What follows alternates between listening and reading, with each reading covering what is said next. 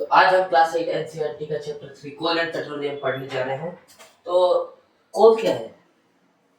What is कोल? कोल आखिर में है क्या? कोल एक सॉलिड फॉसिल फ्यूल होता है।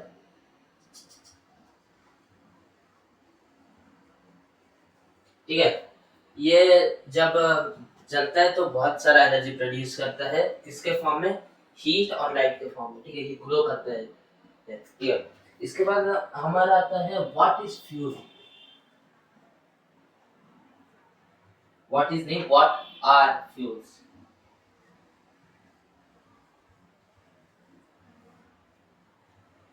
फ्यूल्स क्या होता है? जब भी कोई सब्सटेंस चलता है और वो एनर्जी रिलीज करता है, किसके फॉर्म में? हीट और लाइट के फॉर्म में, उसे कहते हैं हम energy. When an substance burns and releases energy in the form of क्या? Heat and light energy। ठीक है, इतना क्लियर हो गया। इसके बाद हमारा आता है टाइप्स ऑफ फ्यूल। तो तीन टाइप्स के फ्यूल होते हैं। पहला हमारा आता है सॉलिड, दूसरा हमारा क्या आता है? लिक्विड, और तीसरा हमारा आता है गैसेस। ठीक है, तीनों के हम बस एग्जांपल देखेंगे। तो सॉलिड फ्यूल्स में क्या आता है? हमारा आता है कोल, फायरवुड,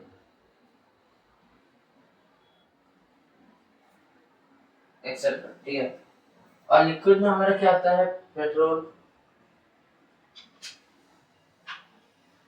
डीजल, एक्सेट्रा। ठीक है, गैसेस में हमारा क्या आता है? बायोगैस आता है, सीएनजी। सीएनजी का फुल फॉर्म होता है कंप्रेस्ड नेचुरल गैस। ठीक है, ये भी चैप्टर में है, सीएनजी एक्सेट्रा। इसके बाद हम देखेंगे फ्यूल्स किसके लिए यूज होते हैं, किस लिए फ्यूल्स यूज होते हैं। ठीक है, पहले मैं बोर्ड इरेज कर देता हूँ। ठीक है, इसके बाद हमारा आता है why do we need fossil fuel. हमें फॉसिल फ्यूल्स क्यों चाहिए?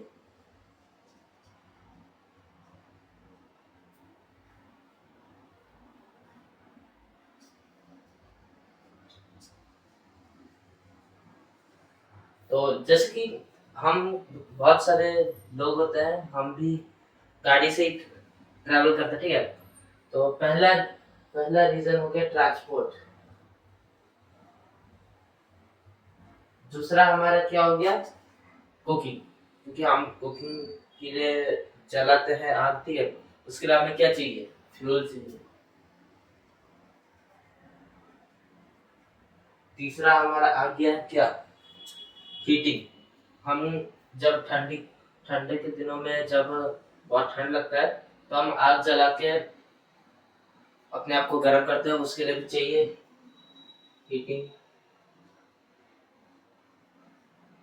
इलेक्ट्रिसिटी बनाने के लिए भी चाहिए प्रोड्यूसिंग इलेक्ट्रिसिटी। इसके बाद हमारा क्या आया? Industrial usage.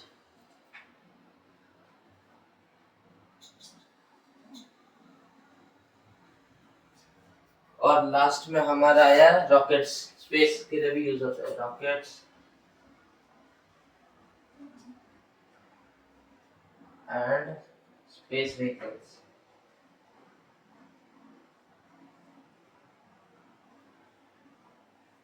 ठीक है, इसके बाद हमारा आता है कैरेक्टरिस्टिक्स, एक गुड फ्यूल का कैरेक्टरिस्टिक्स क्या होता है, ठीक है।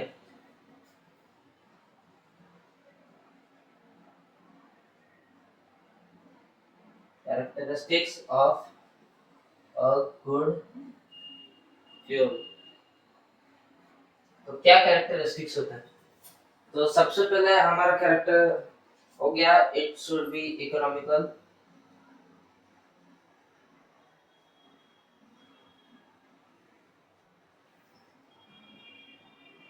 इसका मतलब है कि इसको हम खरीद सकते हैं कम दाम में, ठीक है। इसके बाद दूसरा हुआ हमारा अवेलेबल इजीली, तीसरा हो गया डज नॉट एमिट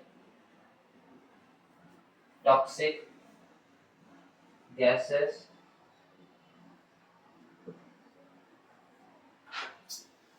चौथा हो गया हमारा produce large amount of energy, large amount of energy produce करता है with respect to the fuel, fuel को रेस्पेक्ट देते हुए ये एनर्जी प्रोड्यूस करते हैं। जितना ज्यादा फ्यूल होगा उतना उसको एनर्जी प्रोड्यूस करना होगा, उतना ही ज्यादा उसे प्रोड्यूस करना होगा, ठीक है। इसके बाद हमारा आता है ट्रांसपोर्टेड एंड हैंडल इजीली, उसे ट्रांसफर एंड हैंडल आसान होना चाहिए।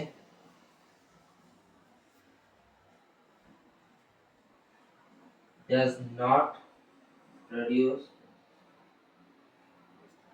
बैड odor,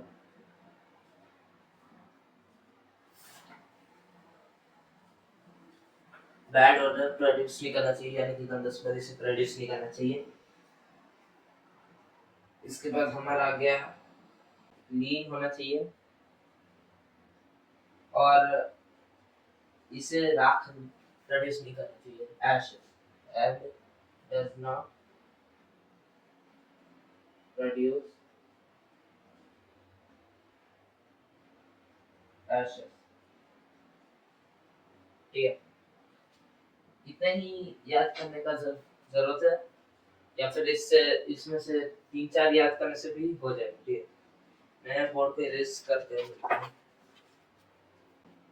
तो इसके बाद हमारा आ जाता है कोल, ठीक है। कोल स्टार्टिंग में भी बोला था, फिर अभी आता है मेन, ठीक है। तो कोल क्या है? सॉलिड है, सॉलिड सब्सटेंस, सॉलिड फ्यूल, ठीक है। ये किससे फॉर्म होता है, किससे ये बनता है? Dead plants and animals, plants and animals, ठीक है। इसको हम क्या कह सकते हैं? फॉसिल्स, ठीक है। अभी हम इसका फॉर्मेशन के बारे में देखेंगे, how coal is form, how coal is produced.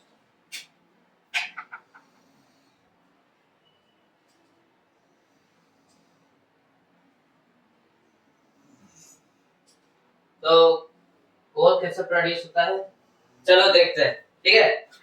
तो सबसे पहले जो डेड प्लांट्स और एनिमल्स होता है, वो जब मर जाते हैं तो वो सॉइल के अंदर पूरा दब जाते हैं। हाई प्रेशर और हाई टेम्परेचर की वजह से जो होते हैं फॉसिल्स, वो बहुत धीरे धीरे मिलियंस और थाउजेंड्स ऑफ इयर्स भी लग जाते हैं उनको बनने में। उनको क्या कहते हैं, हम उनको कोल में फॉर्म होने के लिए उन्हें बहुत ज्यादा समय लगता है, ठीक है, ठीक है। वैसे करके कोल फॉर्म होता है। तो हम इसको लिख सकते हैं due to floods,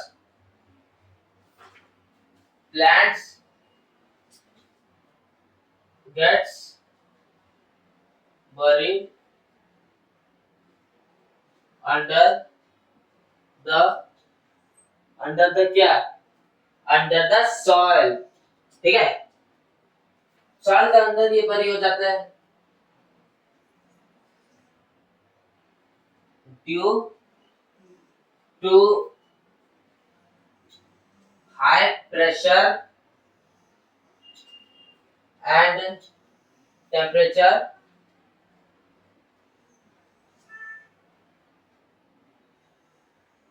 the coal slowly transform into क्या, transform into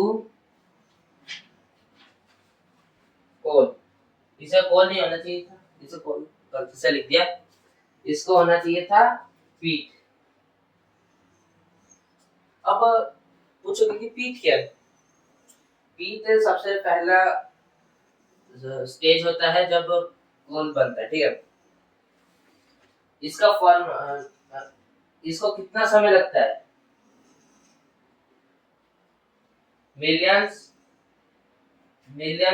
of years to क्या, फॉर्म, ठीक है। मिलियंस ऑफ years लग जाते हैं इसे बनने में। इसके बाद हमारा आता है where does coal come from?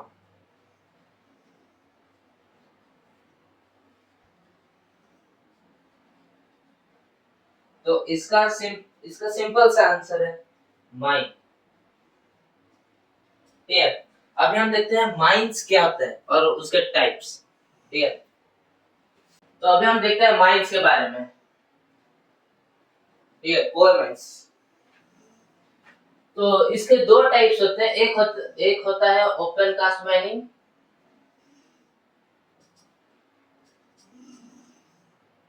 ठीक है। ये कहां पर होता है? Done in the on the surface of क्या, अर्थ, ठीक है। और दूसरा है हमारा अंडरग्राउंड माइनिंग।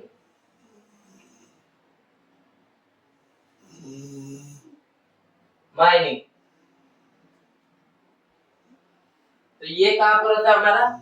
ये जमीन के अंदर होता है, ठीक है, जमीन के अंदर, डन अंडर द ग्राउंड, ठीक है। तो अभी हम देखते हैं टाइप्स ऑफ कोल। कोल के टाइप्स क्या है? जैसे मैंने पीट बोला था, वो भी एक टाइप का कोल होता है, ठीक है। वो सबसे पहला स्टेज होता है कोल का,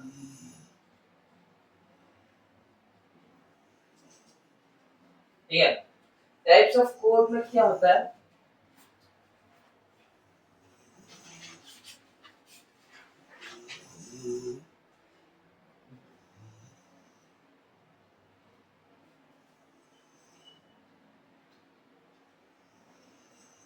As the time passes, the peat is slowly converted into lignite। तो इसका मतलब हुआ कि जो पीट होता है वो सबसे पहला स्टेज होता है कोल बनने का, ठीक है। कुछ समय बाद ये जो पीट ये किसमें कन्वर्ट हो जाता है? लिग्नाइट में, ठीक है। अभी हम देखते हैं लिग्नाइट किसमें कन्वर्ट होता है। लिग्नाइट is converted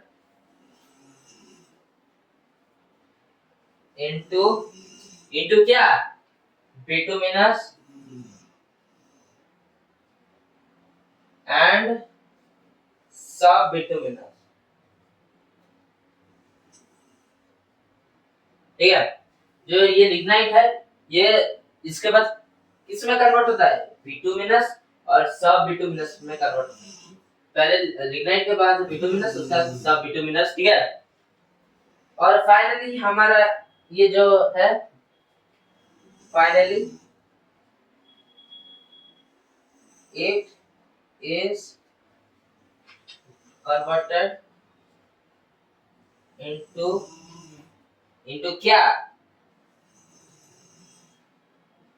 एंथ्रासाइड, ठीक है। एंथ्रासाइड क्या है, एंथ्रासाइड ऑलमोस्ट प्योर फॉर्म होता है कार्बन का, ठीक है।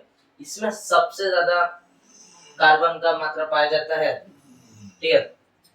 ताकि इसके बाद हम टाइप प्रोडक्ट्स देखेंगे कोल के, ठीक है। उससे पहले एक प्रोसेस होता है जिससे जिससे प्रोडक्ट्स निकलता है, ठीक है। उसको हम क्या कहते हैं, destructive distillation.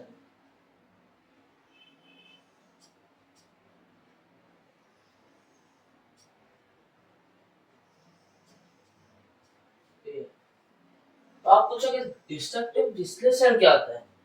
Destructive distillation, it is the process to heat coal in the absence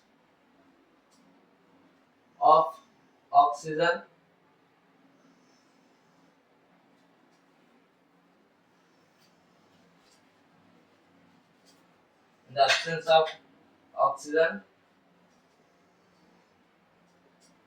to get क्या, coke solid form,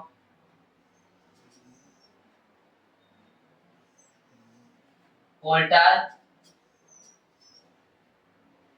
liquid form, and और क्या, solid liquid, तो अब गैस, कोल गैस, ठीक है, एंड कोल गैस, गैस, ठीक है। तो इसमें एक बर्नर होता है, जैसे कि हम मान लेते हैं ये बर्नर हुआ, ये बर्नर हुआ, ठीक है। यहाँ पर ये है फ्लेम,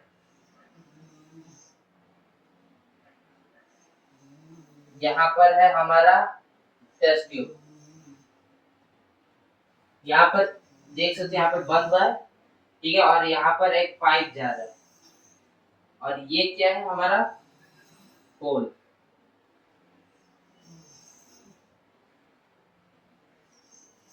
कोल कन्वर्टिंग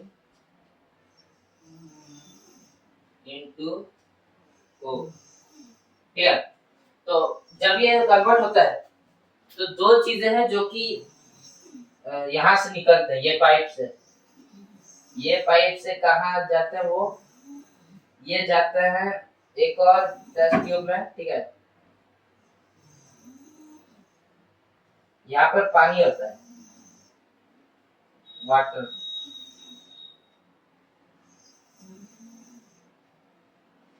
जब ये यहाँ से जाते हैं तो यहाँ पर बबल्स बनते हैं, और जब बबल्स है उसमें से कुछ है जो कि कोल टार है, जो कि यहाँ पर जमा हो जाता है, कोल टार।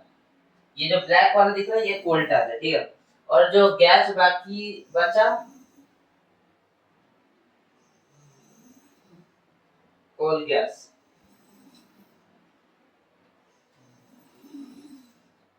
ठीक है।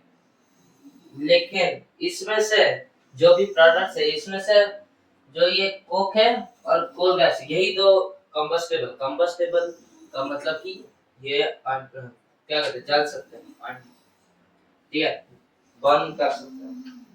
तो इसके बाद हम इसके बारे में पढ़ेंगे, कोक, कोल टार और कोल गैस के बारे में अगले वीडियो में। इस वीडियो के लिए बस इतना ही, मिलता है अगले नए वीडियो के लिए, तब तक के लिए बाय।